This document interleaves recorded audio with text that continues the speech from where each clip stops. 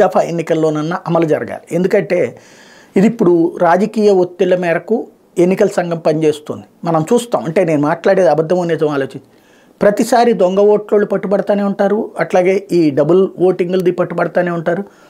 అట్లాగే ఇతర రాష్ట్రాల్లో ఉండి ఇక్కడికి వచ్చి దొంగ ఓట్లేసే అంటే అక్కడ ఓటేసి మళ్ళీ వచ్చి ఇక్కడ ఓటేసే వాళ్ళు ఉంటారు. అది కూడా దొంగ ఓటే.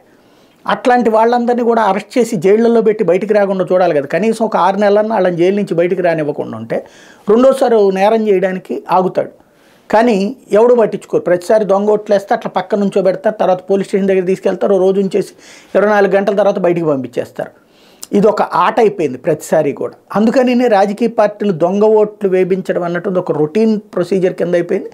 అట్లాగే పోలీస్ అధికారులు కూడా దీని మీద అంత డీప్గా ఇన్వెస్టిగేట్ చేస్తే తమ రాజకీయ పరమైనటువంటి ఇబ్బందులు ఎదుర్కొంటామన్నటువంటి ఉద్దేశంతో పక్కన పెట్టేస్తున్నారు. ఇప్పుడు ఉద్యోగాలు పోతాయి అన్న భయం పోలీసులకి తీసుకొచ్చింది ఎన్నికల సంఘం.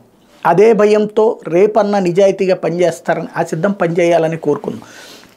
లేకపోతే విశాఖ ఉక్కు పరిశ్రమని కొంటాం కాపాడుకుంటాం, ప్రైవేటీకరిస్తే భూములు కాజేయాలని జగనెత్తుగా శంకరావంలో తెలుగుదేశం పార్టీ నేత నారా లోకేష్ సూపర్ 6పై ప్రచారం కల్పించాలని శ్రేణులకు పిలుపుంటూ ఆంధ్రలో కంటే అందరూ త్యాగదంలో పోరాట ఫలితంగా సాధించుకున్న స్టీల్ ప్లాంట్ ప్రైవేట్ పరం చేసి ఆ భూములు కొట్టేయాలని జగన్ చూస్తున్నారు. తెలుగుదేశం పార్టీ అధికారులకు వచ్చిన వెంటనే రాష్ట్ర ప్రభుత్వమే ప్లాంట్ కొనుగోలు చేసి సంస్థను కాపాడేలా చర్యలు తీసుకుంటామంటే ఒక మంచి హామీ ఇచ్చారు.